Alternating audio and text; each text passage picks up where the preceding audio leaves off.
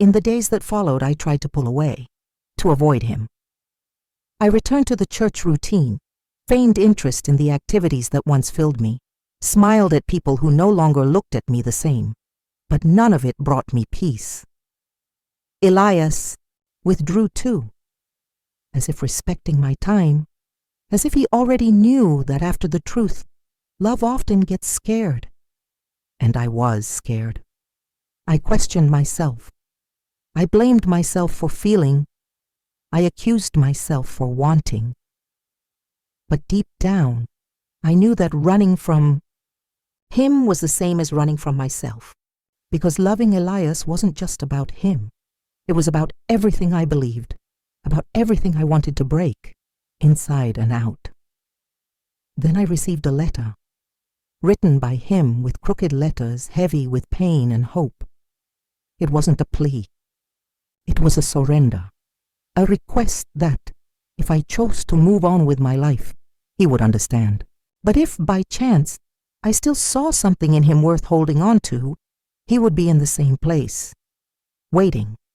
I finished reading with tears in my eyes and my chest in ruins, because in that moment, more than ever, I understood. True love doesn't beg. It waits. It trusts. It offers itself as it is, broken, imperfect, but whole in what it feels. I knew I could no longer hide when I found my father sitting at the kitchen table, the Bible open but his eyes lost.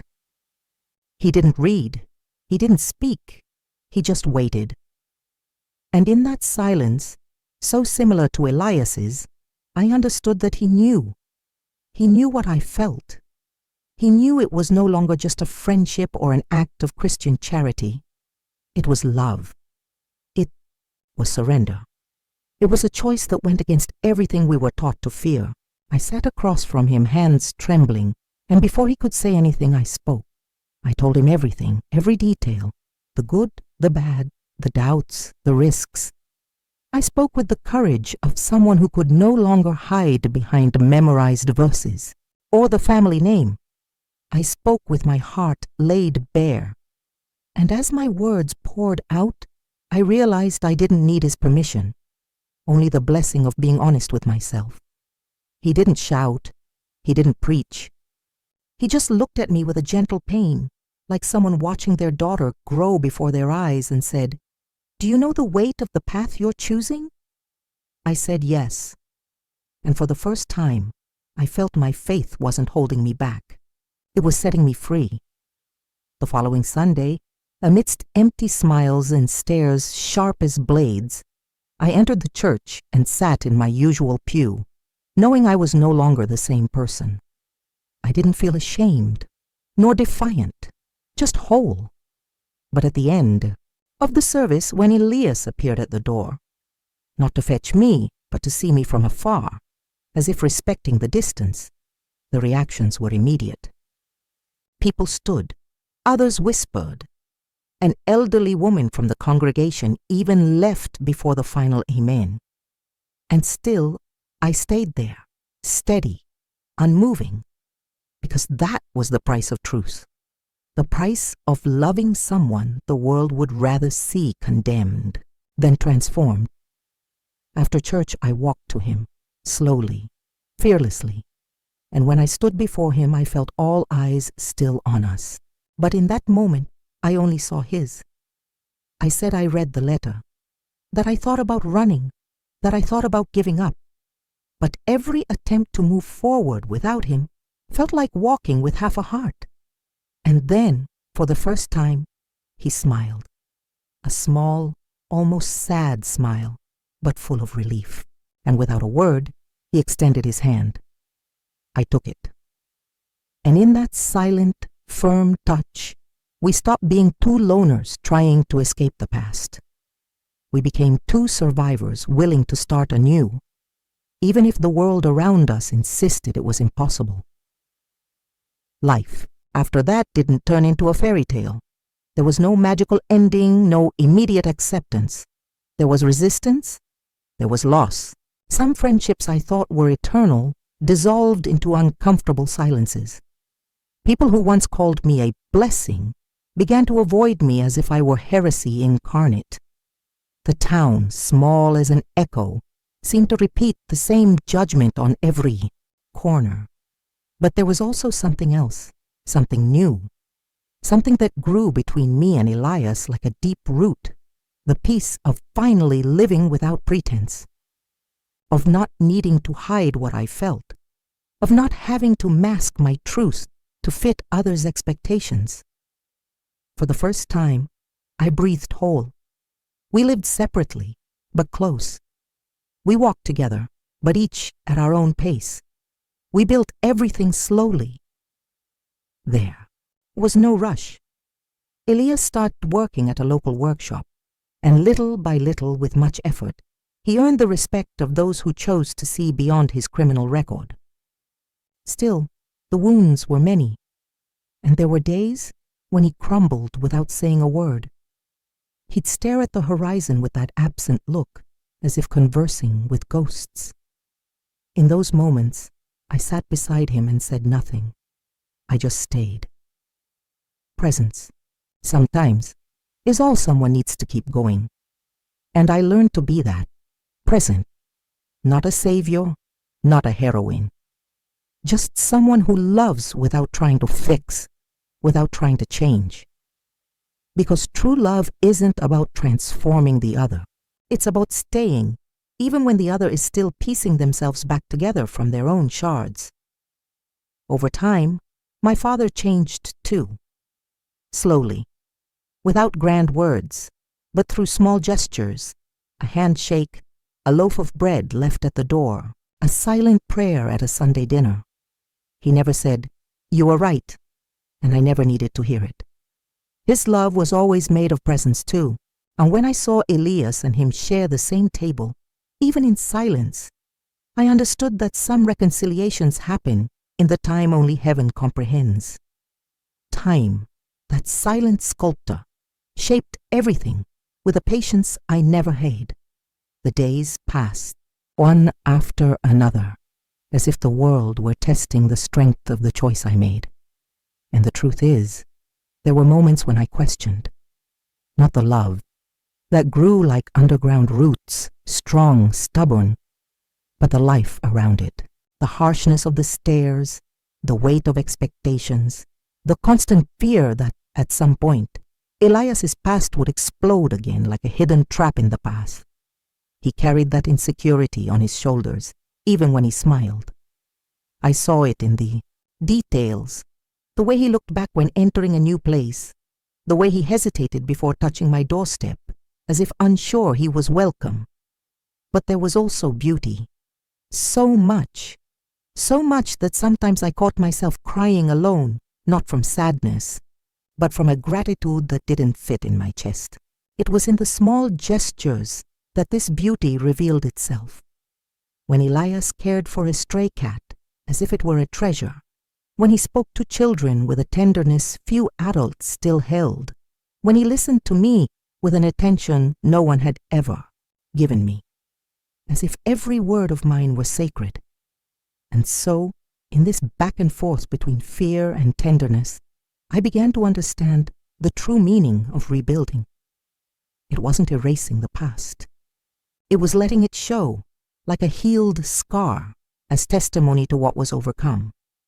One day, returning from a church event, yes, we still attended, though some couldn't hide their displeasure, Elias stopped suddenly in the middle of the street and looked at me as if about to confess something big. I thought he might pull back or announce a goodbye. But what came was something else. He took my hand, squeezed it tightly, and with a choked voice said, "Do you believe there's still a future for us?" My heart, without asking permission, answered before I did, and I just said, "I believe." Because if there isn't, then it makes no sense that we survived all this. In that moment, right there, in the quiet street with the town's lights, casting soft shadows over us, I realized it no longer mattered what they said. The love that survives scandal, shame, rejection, is a love that has already won. Everything that came after would just be the consequence of the courage we had to not give up. The end didn't come with applause or celebrations. It came like the breeze that precedes spring, subtle, but carrying the certainty that things had finally changed. Little by little, the town stopped watching us so closely. Maybe they grew tired of waiting for a mistake. Maybe they realized no judgment would be enough to break what we built with so much silence, so much struggle, so much surrender. But in truth, it no longer mattered. By then, I had stopped asking permission to be happy. Elias began to find his place. Not just by my side, but in the world around him. People started greeting him on the street with short nods, then with timid words. An elderly woman from the church asked him to fix her yard's fence. Then more requests came, more hands extended. And so, without fanfare, he began rewriting his presence in the town that once rejected him. He never tried to erase who he was. He never tried to seem better than he was. He just kept living, with dignity, with calm, with the strength of someone who had faced the worst and still chose to love. As for me, I finally found what my soul had always sought, even when I didn't know how to name it: freedom. Not a loud freedom of broken doors and shattered rules, but one that lives in the peace of being whole, of loving without shame, of believing without fear, of having faith, not as an imposition, but as a deep root, nourished by compassion and reality. Years later, we still walk hand in hand through the same streets. We still hear whispers sometimes. We still feel the stares. But today, they no longer hurt. They're just witnesses to what endured. And when we sit on the porch, a cup of tea between our fingers, and the comfortable silence of those who no longer need to prove anything to anyone, I look at him, at that man who once entered my life as a question, and realize that all my answers were there in the choice to stay. I saw him for the first time on an afternoon under a quiet sky, when everything seemed exactly as it always was. The same coffee shop with the scent of butter cookies, the same familiar voices, the same faces greeting me with that familiarity that borders on boredom. But that day, something tore through the silent fabric of routine.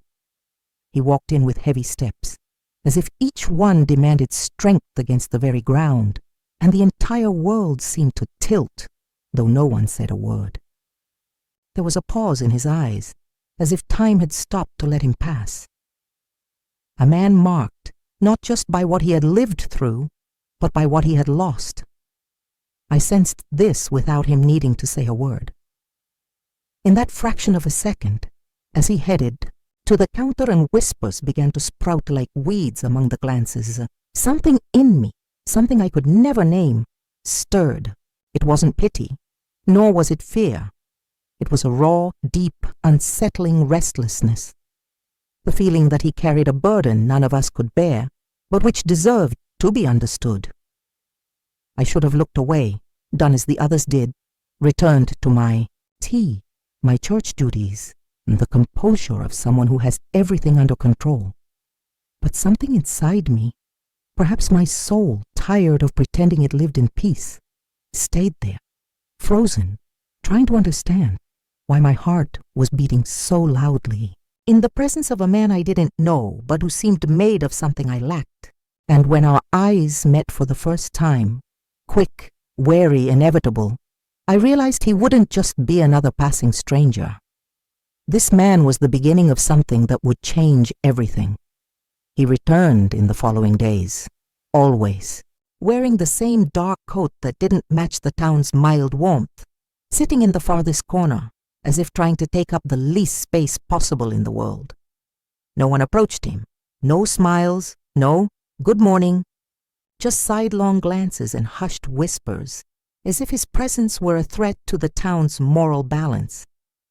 And in a way, perhaps it was. In places like ours, people like to think they know good from evil, that they can distinguish right from wrong with a single glance. And he, with his somber demeanor and eyes that seemed to hold stories no one wanted to hear, was the embodiment of everything the faithful prayed to keep at bay. But I couldn't ignore him anymore, nor could I pretend I didn't feel what I felt. It was as if something in me recognized his silence, as if his secrets, still unspoken, were distant kin to my own emptiness. I started making excuses to cross his path. A coffee at an odd hour, a forgotten book, a silly question about the weather. He always responded with few words, his voice low, almost murmured, but there was an involuntary kindness in his gestures, as if each word carried the care of someone afraid of breaking something. Over time, I began to notice small details. He never held eye contact for long. He always fidgeted with the simple silver ring on his pinky, and he seemed to carry the weight of the world on his shoulders, even when just ordering a black coffee, no sugar. I didn't know who he was. I didn't know what he had done. But I started to feel I needed to know. Not out of curiosity, but for something more intimate, deeper. As if my soul, without asking permission, was already leaning toward his. Then, one afternoon, when the breeze seemed to whisper ancient things and the town square benches were empty, he finally spoke more than 3 sentences. "Aren't you afraid of me?" he asked, his eyes fixed on mine, as if searching for proof that some goodness still existed in the world.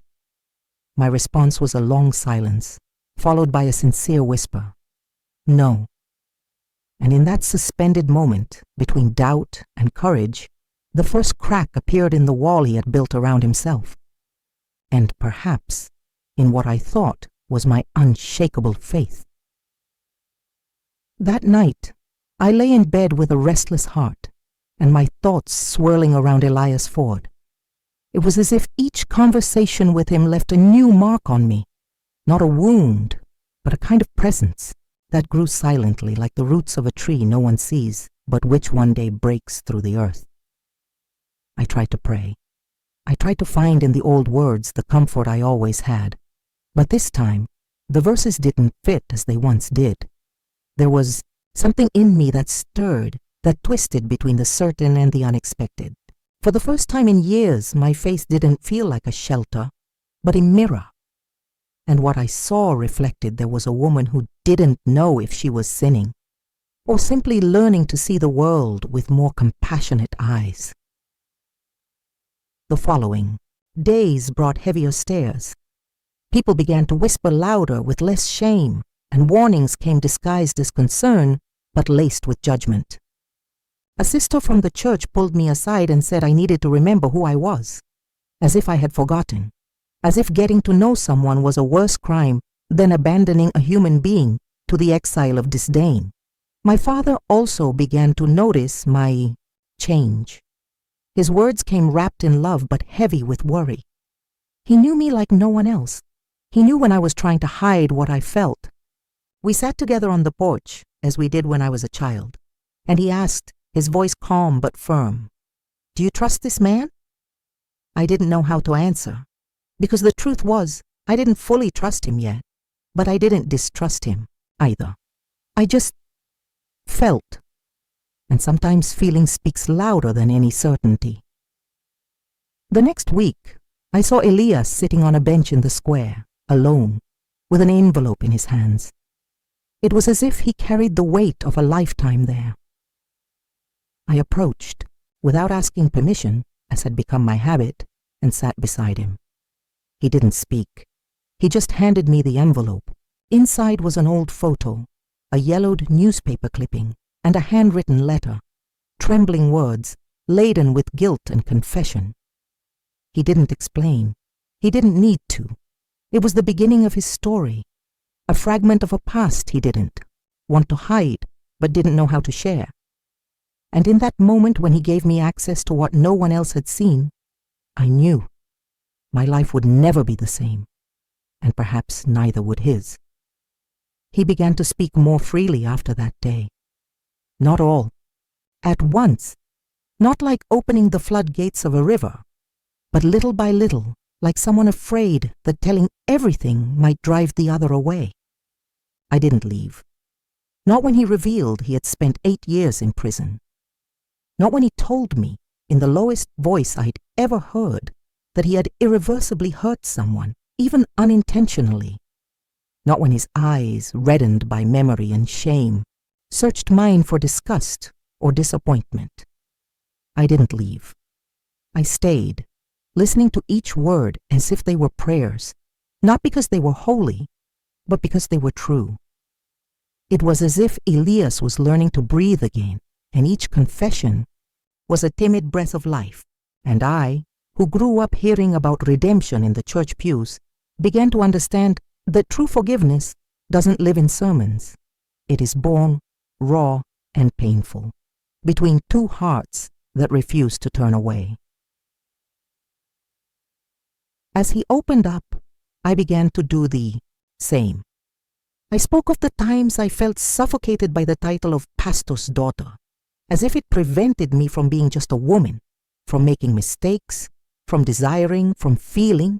I shared my silent doubts, the questions I never dared ask aloud, how I had always lived between the fear of disappointing and the desire to break free. And there, in that space where our wounds met, I realized we were closer than appearances could ever suggest. Elias wasn't just the outcast everyone pointed at. He was someone trying to find a place in the world, and perhaps, without realizing it, he was helping me find mine too. But the closer I got to him, the more the world around me seemed to pull away. People who once smiled at me began to avert their eyes. Invitations to church gatherings dwindled. Silence began to shout louder than words, and amidst it all, my father became a quiet shadow of concern. He didn't impose restrictions, but his sadness was like a veil over the house, a veil that suffocated me. And in that space, between who I was and who I was becoming, I faced the hardest question.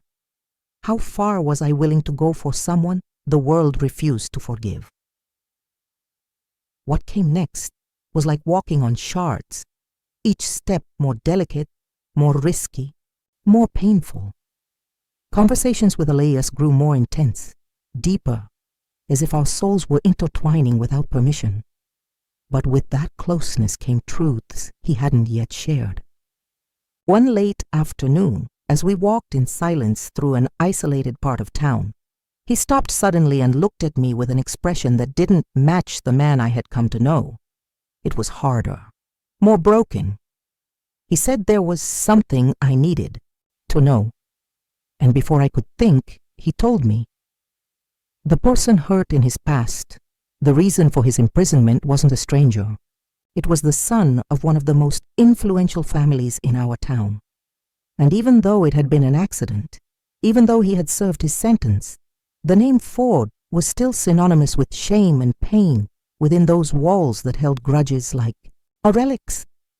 I remember the chill I felt in that moment, even under the late day sun. It was as if the ground had shifted beneath my feet. My heart pounded, not just because of what he said, but because deep down I knew it would change everything, that choosing to stay by his side would no longer be just an emotional decision. It would be a public one, a defiance of the town's structures, of polite smiles, of my own family. I didn't say anything at the time. I just walked back in. Silence, my chest burning as if something had broken inside me and hadn't yet found a place to land. Because love, when true, doesn't need applause. It only needs two hearts that recognize each other, even when the whole world tries to pull them apart. And we recognized each other. And we carry on. Together. Time hasn't erased the scars, but it has softened them.